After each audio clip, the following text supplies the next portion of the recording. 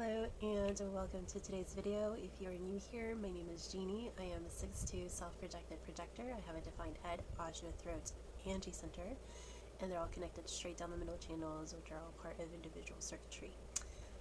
In today's video, I'm going to be talking about the channel structuring. I have already done a video on this channel, but recently I've really been feeling the nudge to tweak how I've been doing things. And that's what I want to talk about, and I'll explain why too. But I haven't gone back to watch that video in a while, but I do believe that when I'm explaining like my experience and things like that, one of the tips that I do give is to kind of infuse a little bit of humor into how and what you say, especially if you're noticing a pattern that you've been experiencing a lot of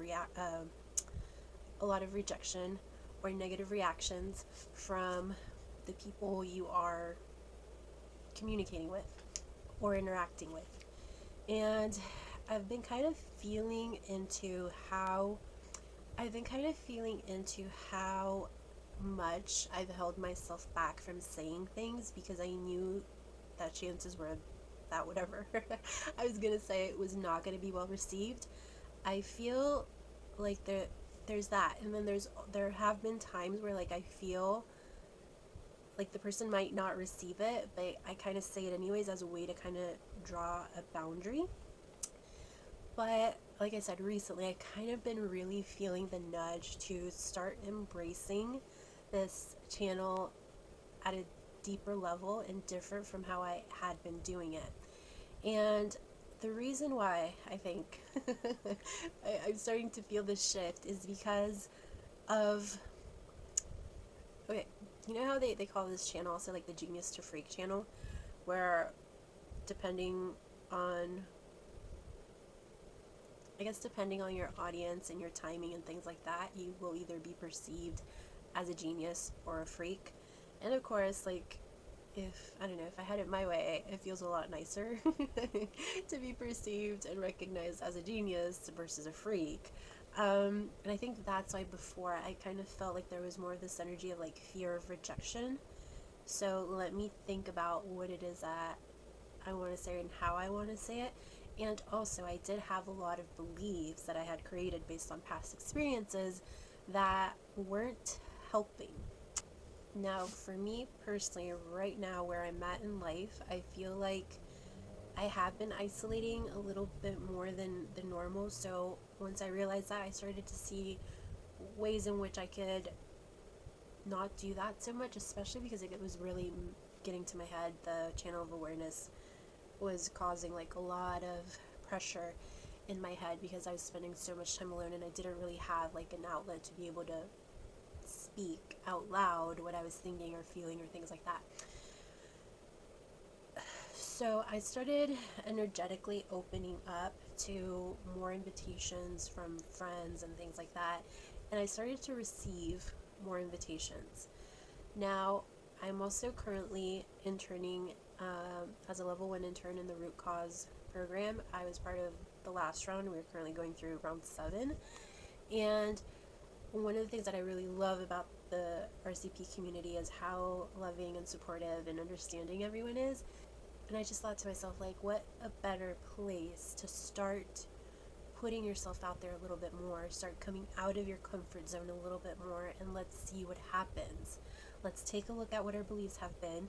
Let's keep in mind like certain aspects of like the strategy for a projector, which is like wait for the recognition, wait for the invitation, and then in order to decide whether or not to say something or not. For me, okay, let me share a little bit about like my childhood, because this is where a huge chunk of my pattern came from. I grew up in a very traditional, I want to say, Mexican household with very like old school norms and views. One very big one was children are meant to be seen and not heard. Now, I always think it's quite interesting that given the incarnation cross that I have, like how obedient I was as a child, and I want to say that that could be coming from defined head, defined ajna, and also having that 41, which has the gift of anticipation. My mom was very much a woman of her word. If she said that there was going to be a consequence, a punishment for me misbehaving, she kept and honored her word. And I really grew up with like this fear of punishment. So because of all the individual circuitry as well, I felt like I had a hard time feeling comfortable or fitting in with people in general, with children that were around my age. So I always kind of preferred to stay close to mom because that's where I felt safe. And I had this pattern of just observing and hearing and listening into the conversation, but I never really participated. But once we were in the car, once we got home, it's like I would break everything down with my mom, and I would say, like, and I heard this, and then they did that, and then I knew that was going to happen, or I knew they were going to say that. A lot of knowing circuitry being displayed without me knowing that was a thing for me. So it wasn't until towards the end of my round of RCP during the mentoring pod that I realized that I was still doing that same thing in these group settings.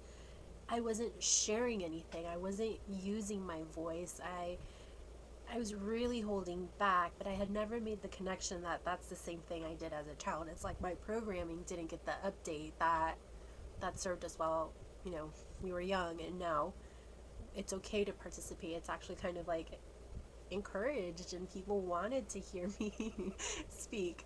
I remember during the first pod, one of the first times that I really kind of like spoke a little bit more, we were doing a practice questioning session with someone, and the person that was being questioned was like, "Oh my gosh, Jeannie, like I feel so honored that you're talking," and and I haven't gone back to look at the replay to see kind of like what face I made, but I kind of internally I kind of felt like this, like, what?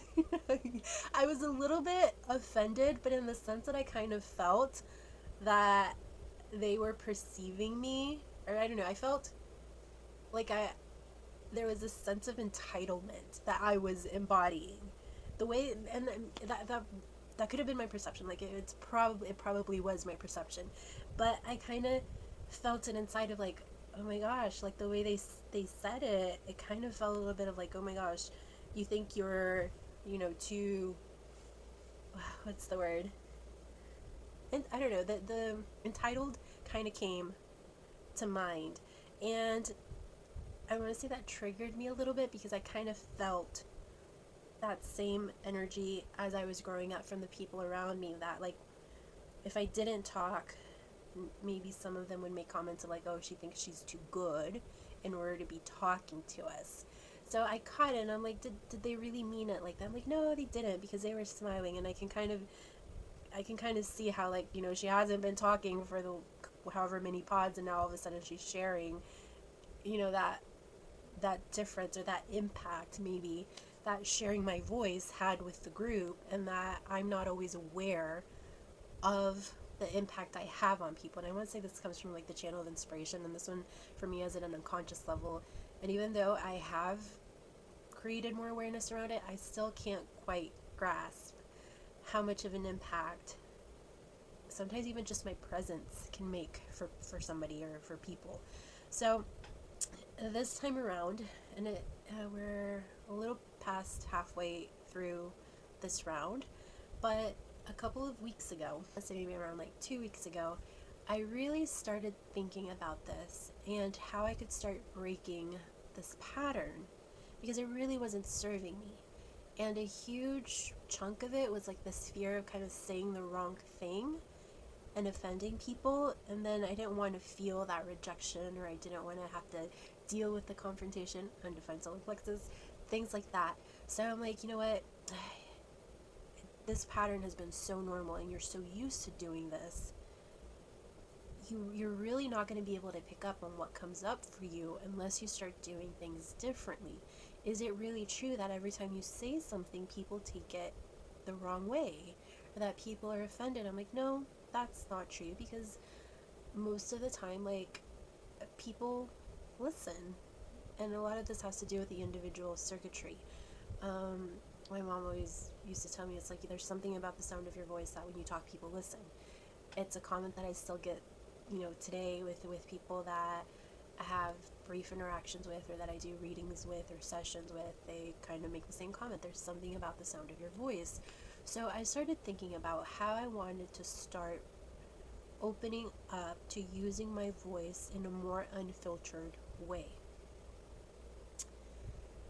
Also, especially because I've been experiencing a lot of neck issues where it just feels like there's a block here. And I'm like, okay, how am I contributing to creating this block? And a huge part of it was by not expressing my truth. Having a defined G center can make us quite sensitive to what we might perceive as criticism or feedback or constructive criticism. Started creating more awareness around that. It might sting or hurt because of the defined G center. And then ask myself, is it really true that they're attacking who I am, or is that just what I'm perceiving because of the defined G center? I'm like, okay, I feel like I've got a handle on that. So last week, 2 weeks ago during my pod, I really started opening up and talking a little bit more. And I think, like, I did get a couple of comments of like, wow, Jeannie, like, you're really like talking a lot, even though maybe they did put it that way.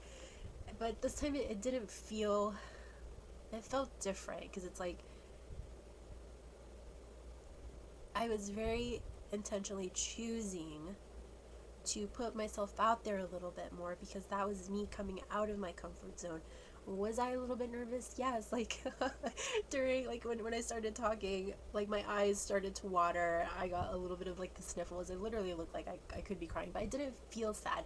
And I would say, like, I didn't necessarily feel anxious or nervous. Like, there was a little bit of that, but it was more like, I'm ready for this. Like, I want to see what happens if and when I start opening up, because this is going to give me a different experience. Beliefs are going to start coming up to the surface. I'm going to be able to kind of observe not only how I interact with people by allowing myself to say what it is that I want to say, but also seeing how people react or respond to what it is that I'm saying. One of the things that I really noticed is how I am creating more awareness and paying more attention to the timing.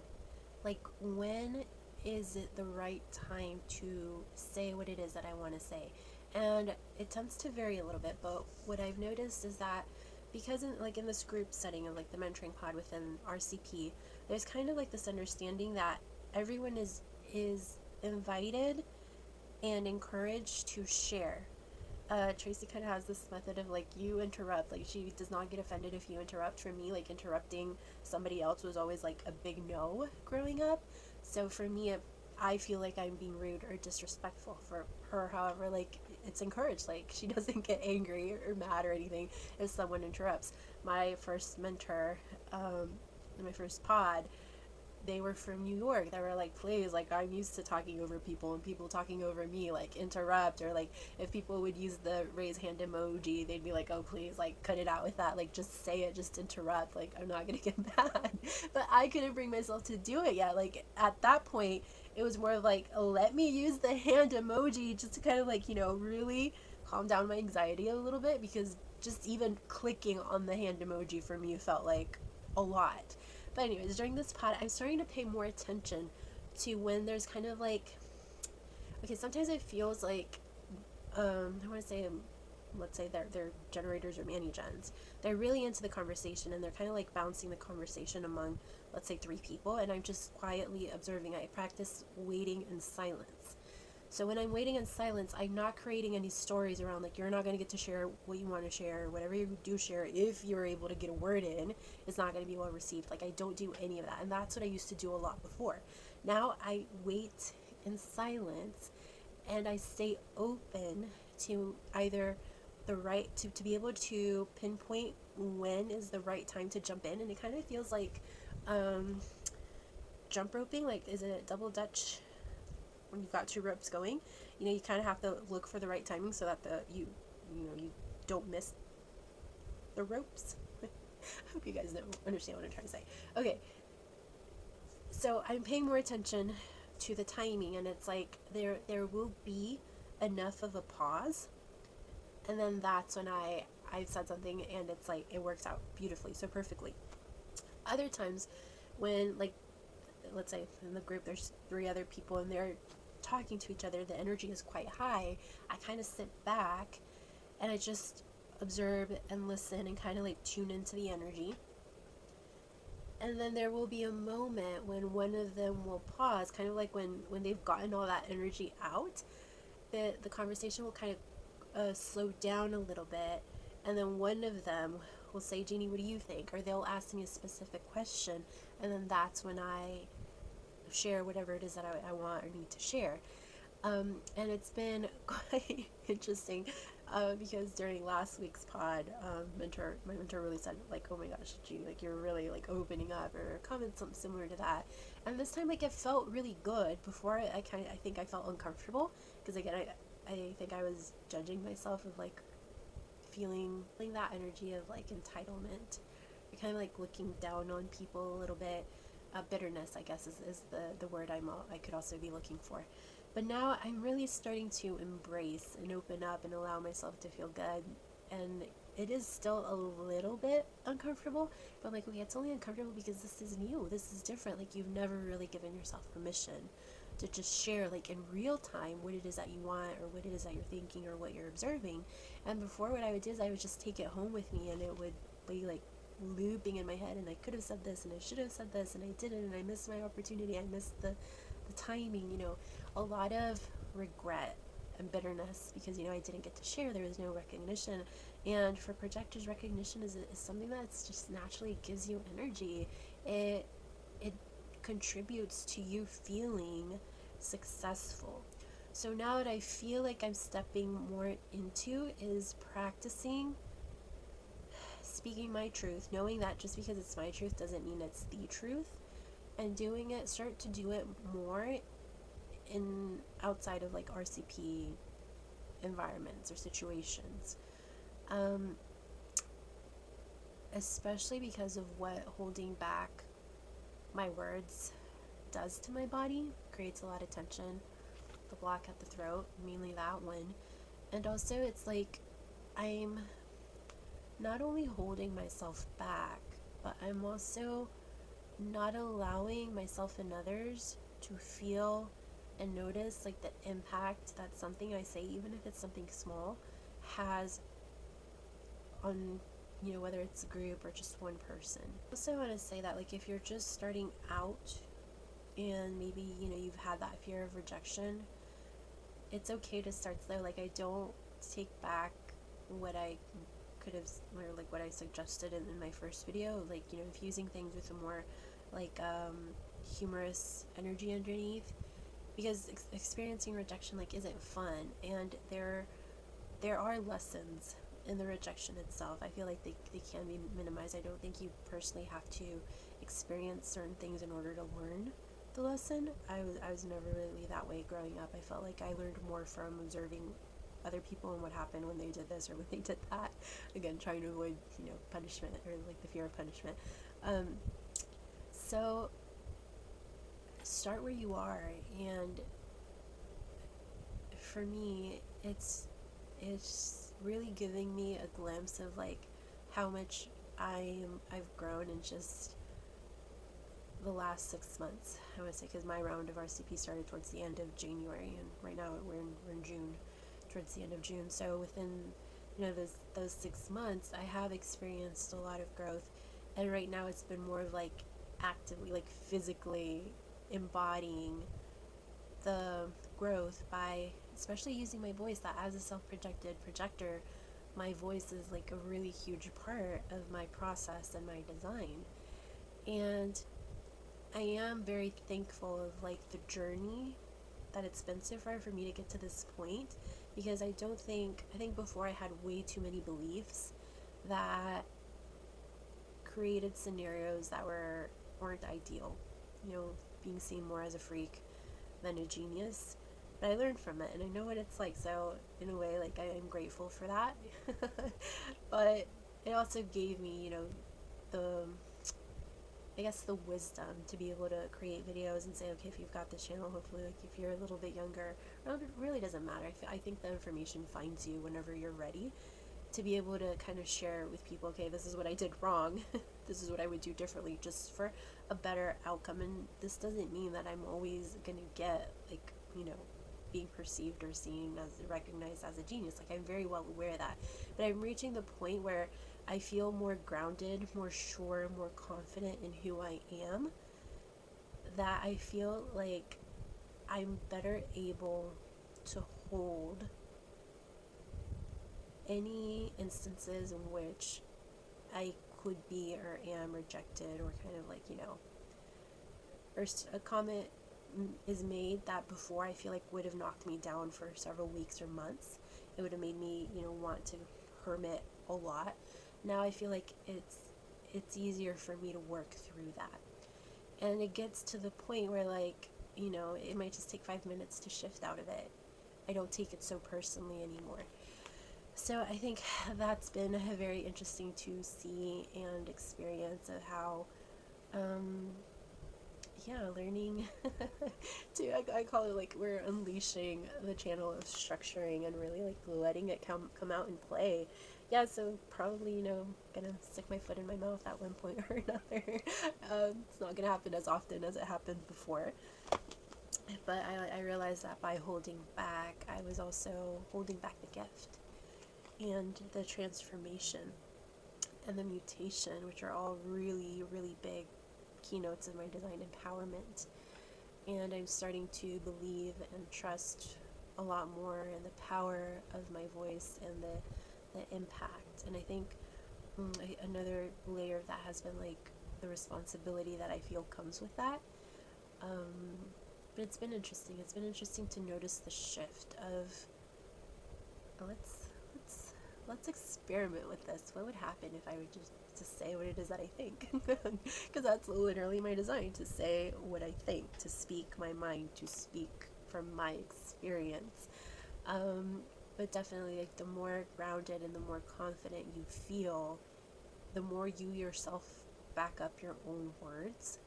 Like, people are going to feel that at an energetic level. And it's so interesting because someone, like, after I was explaining something in one of the groups, they said, as you were saying that, like, I felt my entire body tingle. And I was like, oh my gosh, that's so interesting how just my energy through words, again, the impact it can have. And I think before I didn't allow myself to see that, because of how hard I was on myself, or how many rules I put on myself around what I was allowed to share or not share.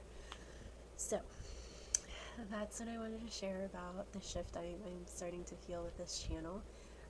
If you have any comments or stories you want to share around, this channel, if you've got it, or if you know people who have it, feel free to comment down below.